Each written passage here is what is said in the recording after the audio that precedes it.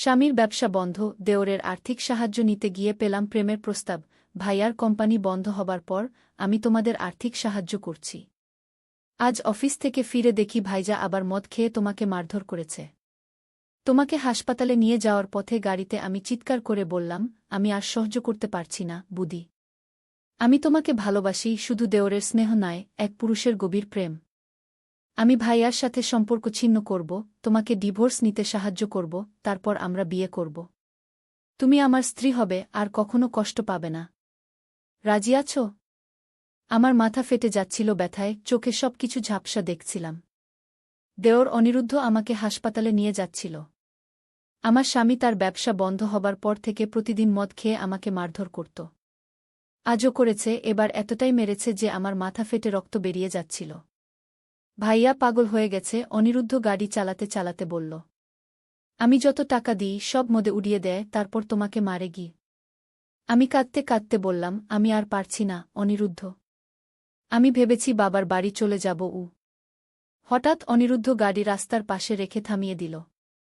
ব্রেকের ঝাঁকুনিতে আমি একটু সামনে ঝুঁকে পড়লাম। কেন যাবে? সে উত্তেজিত কণ্ঠে জিজ্ঞাসা করল। আমি আছি না তোমার জন্য? তারপর সে সেই কথাগুলো বলল, যা শুনে আমি হতবাক হয়ে গেলাম।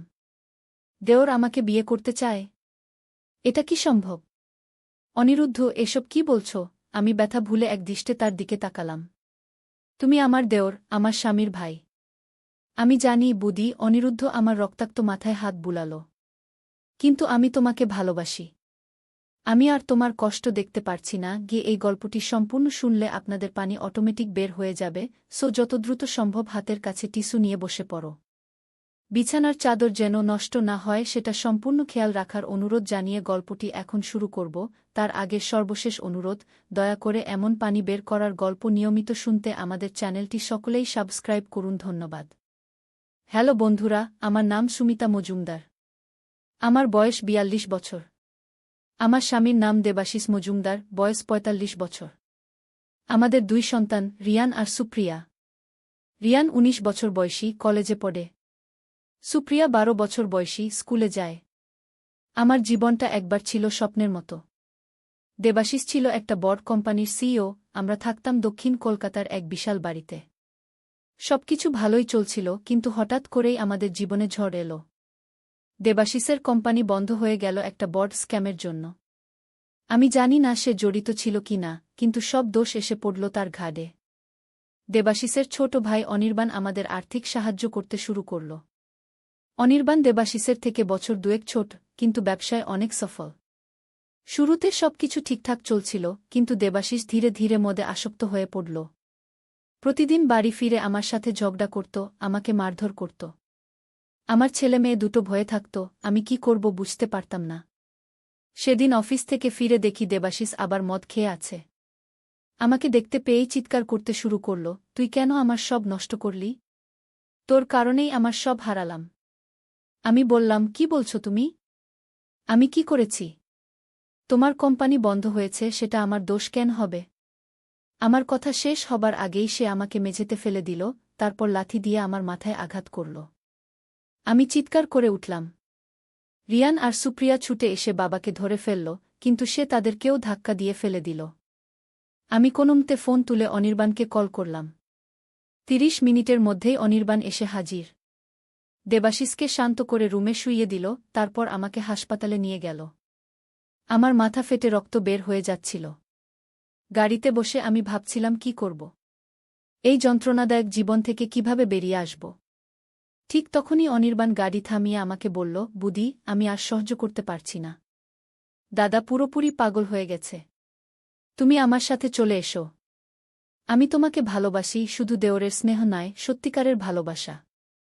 আমি দাদার সাথে সম্পর্ক ছিন্ন করব, তোমাকে ডিভোর্স নিতে সাহায্য করব, তারপর আমরা বিয়ে করব। তুমি আমার স্ত্রী হবে, আর কখনো কষ্ট পাবে না। রাজি আছো? আমি হতবাক হয়ে গেলাম। আমার দেওর আমাকে বিয়ে করতে চায়? আমার মাথা ঝিমঝিম করছিল, রক্ত এখনও গড়িয়ে পড়ছিল, কিন্তু অনির্বাণের কথাগুলো আমাকে ভাবিয়ে তুলল। অনির্বাণ, তুমি কি বলছ? তুমি আমার দেওর, দেবাশিসের ভাই। আমি জানি, বুদি। অনির্বাণ আমার রক্তাক্ত মাথায় হাত বুলিয়ে বলল। কিন্তু আমি তোমাকে ভালোবাসি সেটা আমি আর লুকাতে পারছি না গি। আমি নিরুত্তর থাকলাম। অনির্বাণ গাড়ি স্টার্ট দিল আবার। হাসপাতালে পৌঁছে ডাক্তাররা আমাকে দেখলেন, মাথায় 8টা সেলাই দিলেন। অনির্বাণ সারাক্ষণ আমার পাশে ছিল।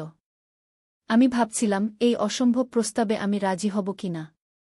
এক মুহূর্তে আমার মাথায় একটা পরিকল্পনা এলো। হয়তো এটাই আমার সুযোগ দেবাশিসকে ত্যাগ করার। অনির্বাণ ধনী, দেখতে ভালো, অনেক দিন ধরেই সে আমাদের সাহায্য করে আসছে। ছেলেমেয়েদের প্রতিও সে খুব স্নেহশীল। আমি যদি তার প্রস্তাবে রাজি হই, আমার জীবন হয়তো বদলে যেতে পারে। হাসপাতাল থেকে ফেরার পথে আমি অনির্বাণকে বললাম, আমার কিছু সময় দাও ভাবতে। এটা অনেক বড় সিদ্ধান্ত। অনির্বাণ হাসল, যতদিন দরকার নাও। আমি অপেক্ষা করব। ঘরে ফিরে দেখি দেবাশিস গভীর ঘুমে আছে। বাচ্চা দুটো ভয়ে একটা রুমে লুকিয়ে আছে। আমি তাদের সাথে কথা বললাম, বোঝাতে চেষ্টা করলাম সবকিছু ঠিক হয়ে যাবে। পরের কয়েকদিন আমি অনির্বাণের কথা ভাবতে লাগলাম। আমি কি সত্যিই আমার স্বামীর ভাইয়ের সাথে থাকতে পারব? আমাদের সমাজে এটা গ্রহণযোগ্য নয়, কিন্তু আমার আর কোনো উপায় ছিল না। দেবাশিসের সাথে থাকা মানে প্রতিদিন নিজের মৃত্যুর অপেক্ষা করা। 1 মাস পর একদিন দেবাশিস আবার মদ খেয়ে ফিরল। আমি রান্না করছিলাম। সে এসে আমার চুল ধরে টানতে শুরু করল। আমি চিৎকার করে উঠলাম। রিয়ান ছুটে এসে বাবাকে ধরে ফেলল, বাবা, মাকে ছেড়ে দাও। কেন তুমি এমন করছ? দেবাশিস ছেলেকে এমন জোরে ধাক্কা দিল যে সে দেয়ালে আঘাত পেয়ে পড়ে গেল। একটু পরেই সুপ্রিয়া চিৎকার শুনে ছুটে এলো, বাবা, প্লিজ থামো। আমরা ভয় পাচ্ছি। দেবাশিস মেয়ের দিকে তাকিয়ে হাসল, তোরা কোথাও যাবি না, বুঝলি? তোরা সবাই আমাকে নষ্ট করবি, তাই না? সে একটা বোতল নিয়ে আমার দিকে আসতে লাগল। আমি ছুটে বাইরে চলে গেলাম রিয়ান আর সুপ্রিয়াকে নিয়ে। কিন্তু সে আমাদের পিছু নিল। আমরা রাস্তায় দৌড়াতে লাগলাম। আমি ভাবলাম অনির্বাণের বাড়ি যাব। কিন্তু দেবাশিস আমাদের ধরে ফেলল। সে আমার গলা চেপে ধরল, তুই আমার জীবন নষ্ট করেছিস। আজ তোর শেষ দিন। ঠিক তখনই কে যেন পিছন থেকে দেবাশিসকে ধাক্কা দিল। আমি দেখলাম অনির্বাণ। সে যেন আকাশ থেকে নেমে এসেছে। দাদা, তুমি এটা কি করছ? এরা তোমার পরিবার। দেবাশিস ভাইয়ের দিকে ঘুরে তাকালো, তুই ওকে চাস, তাই না? আমি জানি। তুই আমার বউকে চুরি করতে চাস। অনির্বাণ হতবাক হয়ে গেল, দাদা, তুমি কি বলছ? আমি সব জানি। দেবাশিস হাসল। তুই ওকে বিয়ে করতে চাস, তাই না? অনির্বাণ আমার দিকে তাকালো, তার চোখে প্রশ্ন। আমি মাথা নাড়ালাম, আমি কিছু বলিনি। দাদা, তুমি পাগল হয়ে গেছ, অনির্বাণ বলল। চলো বাসায় ফিরি। দেবাশিস হঠাৎ পকেট থেকে একটা ছুরি বের করল, তোরা আমাকে ভুল বুঝেছিস। আমি তোদের ছাড়ব না গি। সে ছুরি নিয়ে অনির্বাণের দিকে ছুটে গেল। অনির্বাণ সরে গেল, কিন্তু দেবাশিস তার হাতে আঘাত করল। রক্ত বের হতে লাগল। আমি চিৎকার করে উঠলাম, দেবাশিস, থামো। তুমি কি করছ? বাচ্চারা কাঁদতে লাগল। তখন রাত প্রায় 11টা। রাস্তায় লোকজন কমে গেছে। কিছু লোক আমাদের দেখতে পেয়ে ছুটে এলো। দেবাশিস তাদের দেখে আরও উন্মত্ত হয়ে উঠল। সে ছুরি নিয়ে লোকগুলোর দিকে ছুটল। এক লোক তাকে ধরে ফেলল, দেবাশিস তার হাতে কামড় দিল। হঠাৎ করে একটা পুলিশের গাড়ি এলো। কেউ একজন পুলিশে ফোন করেছিল। পুলিশ দেবাশিসকে ধরে ফেলল। আমি, রিয়ান, সুপ্রিয়া আর অনির্বাণ হাসপাতালে গেলাম। ডাক্তার অনির্বাণের হাতের ক্ষত দেখলেন, ব্যান্ডেজ বেঁধে দিলেন। পরের দিন পুলিশ স্টেশনে আমাদের ডাকা হলো। আমি সবকিছু বললাম, দেবাশিসের মদ্যপান, আমাদের প্রতি তার অত্যাচার, সবকিছু। পুলিশ দেবাশিসকে গ্রেফতার করল। অনির্বাণ আমাদের তার বাড়িতে নিয়ে গেল। আমার ছেলেমেয়েরা সেখানে নিজেদের নিরাপদ বোধ করল। কয়েকদিন পর অনির্বাণ আমাকে জিজ্ঞেস করল, তুমি কি ভেবেছ আমার প্রস্তাব সম্পর্কে? আমি বললাম, অনির্বাণ, আমি তোমাকে ধন্যবাদ জানাই আমাদের সাহায্য করার জন্য। কিন্তু আমি এখনও গুছিয়ে ভাবতে পারিনি। আমি এখন শুধু আমার সন্তানদের নিয়ে ভাবছি। তাদের আঘাত কাটিয়ে উঠতে সময় লাগবে গি। অনির্বাণ বুঝতে পারল, ঠিক আছে, আমি তোমাকে সময় দেব। কিন্তু আমি একটা কথা বলি, আমি কখনোই তোমাদের ছেড়ে যাব না গি। আমি হাসলাম, আমি জানি গু। সেই মুহূর্তে আমার ফোন বাজল। একটা অজানা নম্বর থেকে কল। আমি ধরলাম। হ্যালো সুমিতা, আমি বলছি, এক অপরিচিত মহিলার কণ্ঠ। আপনি কে? আমি নন্দিতা, দেবাশিসের অফিসের সহকর্মী গু। আমি কিছুটা অবাক হলাম, কি ব্যাপার? দেবাশিসের অফিস তো বন্ধ হয়ে গেছে গি। আমি জানি, নন্দিতা বলল। আমি কিছু কথা বলতে চাই। তুমি কি আমার সাথে দেখা করতে পারবে? আমি ইতস্তত করলাম, আমি জানি না গি। এটা খুব জরুরি, সে বলল। এটা তোমার স্বামীর ভবিষ্যৎ সম্পর্কে গু। আমি অনির্বাণের দিকে তাকালাম। সে আমার কথা শুনছিল। আমি ফোনটা স্পিকারে দিলাম। ঠিক আছে, আমি বললাম। আমরা কোথায় দেখা করব? সন্ধ্যা ৭টায় নিউ মার্কেটের সামনে, নন্দিতা বলল। একটা লাল শাড়ি পরে থাকব ও। কল শেষ হবার পর অনির্বাণ বলল, কে এই নন্দিতা? এবং সে কেন তোমার সাথে দেখা করতে চায়? আমি জানি না, আমি বললাম। কিন্তু আমি যাব। হয়তো এটা কিছু গুরুত্বপূর্ণ উ। অনির্বাণ বলল, আমিও তোমার সাথে যাব গু। সন্ধ্যা ৭টায় আমরা নিউ মার্কেটের সামনে পৌঁছে গেলাম। একজন মহিলা লাল শাড়ি পরে দাঁড়িয়েছিল। আমরা তার কাছে গেলাম। নন্দিতা, আমি জিজ্ঞেস করলাম। মহিলা ঘুরে তাকালো, হ্যাঁ আমি। তুমি সুমিতা? আর ইনি অনির্বাণ, দেবাশিসের ভাই, আমি বললাম। নন্দিতা কিছুটা অস্বস্তি বোধ করল। আমি তোমার সাথে একা কথা বলতে চেয়েছিলাম গু। অনির্বাণ বলল, আমি একটু দূরে দাঁড়াচ্ছি গু। সে কিছু দূরে চলে গেল। আমি নন্দিতার দিকে তাকালাম, কি ব্যাপার? নন্দিতা আমাকে একটা কাফেতে নিয়ে গেল। আমরা দুজনই কফি অর্ডার করলাম। তুমি হয়তো জানো না, নন্দিতা শুরু করল, কিন্তু দেবাশিস আসলে নিরপরাধ গো। আমি হতবাক হয়ে গেলাম, কি বলছো তুমি? দেবাশিসের কোম্পানিতে যে স্ক্যাম হয়েছিল সেটা অনির্বাণের কাজ, নন্দিতা বলল। আমি বিশ্বাস করতে পারছিলাম না, অনির্বাণের? কিন্তু সে তো আলাদা ব্যবসা করে গি। হ্যাঁ, কিন্তু সে গোপনে দেবাশিসের কোম্পানির সাথে যুক্ত ছিল। নন্দিতা একটা ফাইল বের করল। এই দেখো গু। আমি ফাইলটা খুললাম। এতে অনেক ডকুমেন্ট ছিল, যেগুলো দেখাচ্ছিল অনির্বাণ দেবাশিসের কোম্পানি থেকে টাকা চুরি করেছিল। এগুলো কোথায় পেলে? আমি জিজ্ঞাসা করলাম। আমি দেবাশিসের সেক্রেটারি ছিলাম, নন্দিতা বলল। সে আমাকে বিশ্বাস করত। সব কাগজপত্র আমার হাতেই আসত। আমি একদিন দেখলাম অনির্বাণ কোম্পানির অ্যাকাউন্ট থেকে টাকা সরিয়ে নিচ্ছে। দেবাশিস জানত না গি। আমি হতবাক হয়ে গেলাম, এটা সত্যি হতে পারে না। অনির্বাণ আমাদের সাহায্য করছে গি। হ্যাঁ, কারণ সে চায় তোমাকে, নন্দিতা বলল। সে দেবাশিসকে সরাতে চায় যাতে তোমাকে পেতে পারে গি। আমি ফাইলটা আবার দেখলাম। এতে অনেক ইমেইল ছিল, যেখানে অনির্বাণ বিভিন্ন লোকের সাথে যোগাযোগ করেছে টাকা সরানোর জন্য। আমি বিশ্বাস করতে পারছি না, আমি বললাম। আমি জানি এটা কঠিন, নন্দিতা বলল। কিন্তু সত্যি। দেবাশিস জানত না কে টাকা চুরি করছে। যখন সে জানতে পারল, তখন অনেক দেরি হয়ে গেছে। সব দোষ এসে পড়ল তার ঘাড়ে। সে মদ্যপান শুরু করল, কারণ সে অনির্বাণকে ফাঁসাতে পারছিল না গি। আমি চিন্তা করতে লাগলাম। এটা কি সত্যি হতে পারে? অনির্বাণ কি এতটাই নিচু হতে পারে? কিন্তু কেন নন্দিতা মিথ্যা বলবে? আমি তোমাকে একটা ভিডিও দেখাতে চাই, নন্দিতা তার ফোন বের করল। সে একটা ভিডিও চালাল। এতে দেখা যাচ্ছিল অনির্বাণ এক লোকের সাথে কথা বলছে। আমি দাদাকে ফাঁসাতে চাই, অনির্বাণ বলছে। তার কোম্পানি আমার চাই। আর তার বউ আমার চাই উ। লোকটি জিজ্ঞাসা করছে, কিন্তু কিভাবে? আমি ইতিমধ্যেই কিছু টাকা সরিয়ে নিয়েছি, অনির্বাণ বলছে। আমি এমনভাবে ট্রেস রাখব যে সব দোষ দাদার ঘাড়ে পড়বে। সে জেলে যাবে আর আমি সব পাব উ। আমি ভিডিওটা দেখে স্তব্ধ হয়ে গেলাম। এটা সত্যি হতে পারে না। আমি বিশ্বাস করতে পারছিলাম না। এই ভিডিওটা কোথায় তোলা হয়েছে? আমি জিজ্ঞাসা করলাম। অনির্বাণের অফিসে, নন্দিতা বলল। আমার এক বন্ধু সেখানে কাজ করে। সে এটা রেকর্ড করেছে গু। আমি কফিটা শেষ করলাম। আমার মাথা ঘুরছিল। কাকে বিশ্বাস করব?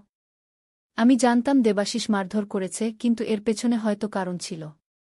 হয়তো সে জানত অনির্বাণই তার শত্রু।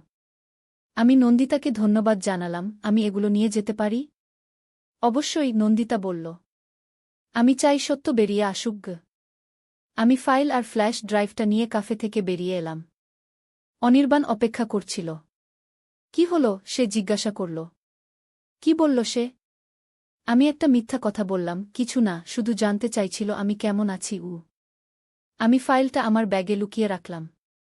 আমি অনির্বাণকে এখন সন্দেহ করতে শুরু করেছি। আমি জানতে চাইলাম সত্যিই কি অনির্বাণ দোষী নাকি এটা আরেকটা ষড়যন্ত্র।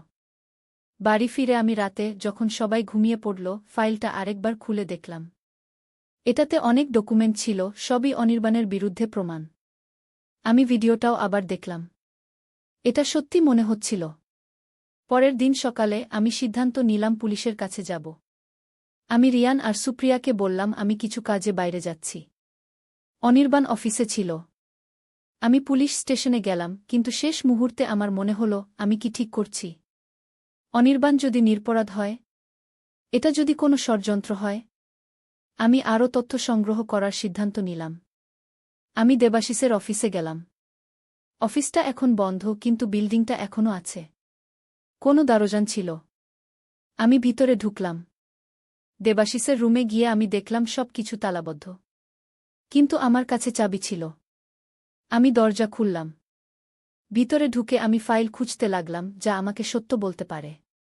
একটা ড্রয়ারে আমি কিছু ফোল্ডার পেলাম। এতে কিছু ছবি ছিল।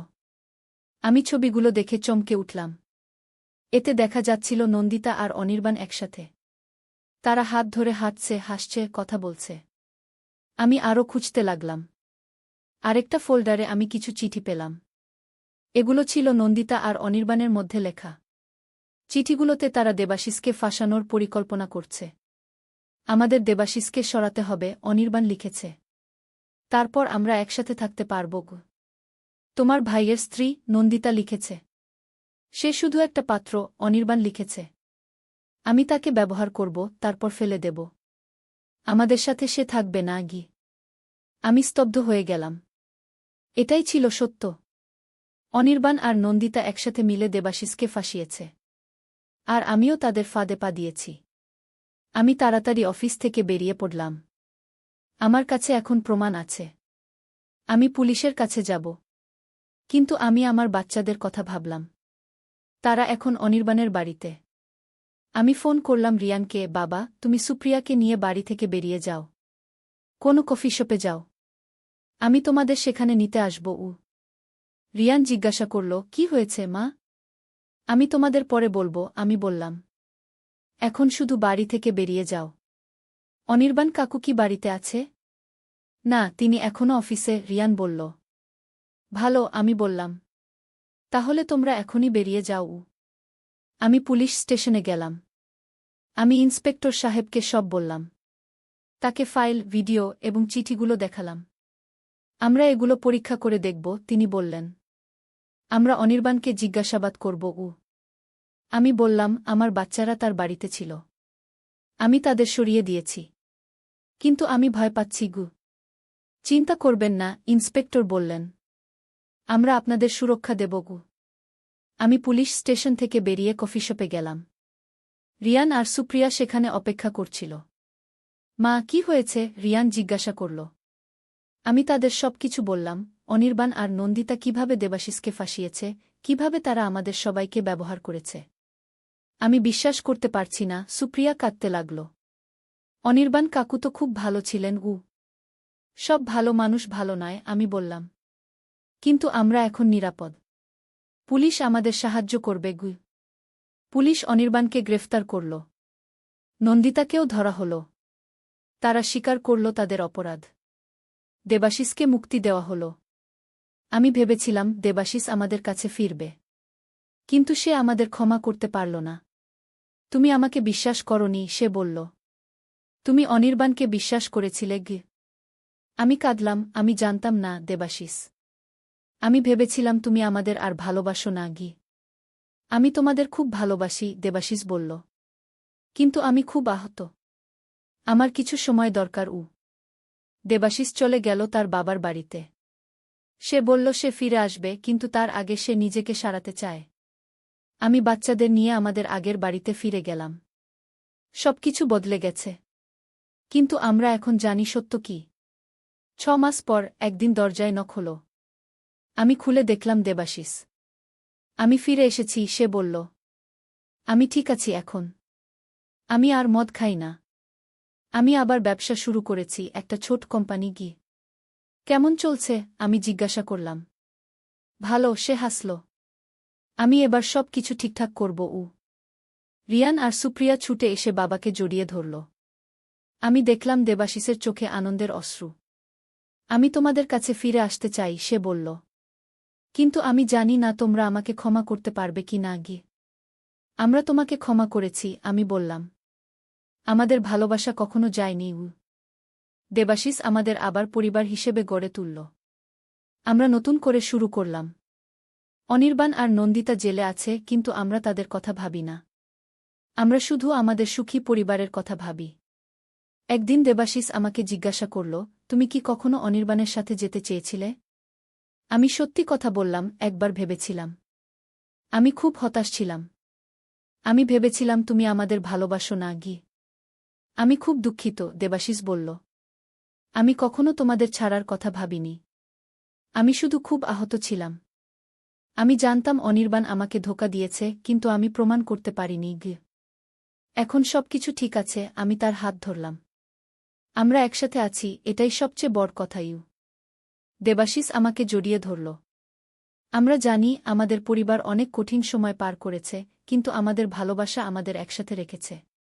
এটা এক অদ্ভুত রহস্যময় যাত্রা ছিল।